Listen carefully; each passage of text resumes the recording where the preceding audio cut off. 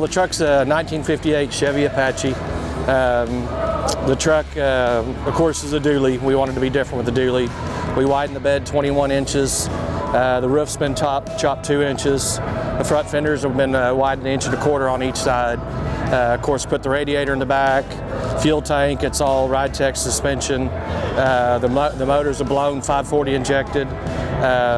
It makes about 1,300 horsepower. Transmission's a turbo 400 with a reverse manual valve body. It's got a Pro Mod gear vendors overdrive.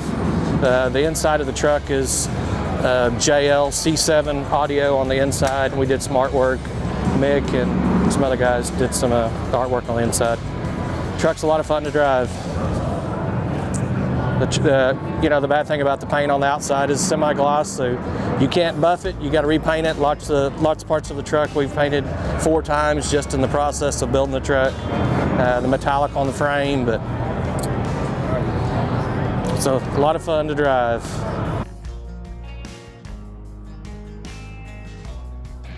The truck took about 3 years to build. It's transformed a lot in the past. The original motor was about 600 horsepower.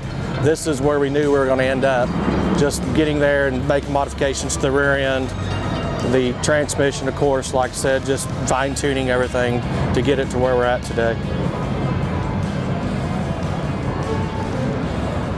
A lot of people are trying to figure out why we put the radiator in the back, and there's one reason: to be different.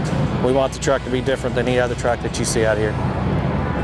And it's actually a real functioning radiator. A lot of people are confused with that, but that was the 100% reason why we did it, to be different. Of course, the motor goes with it. I think the whole truck goes together.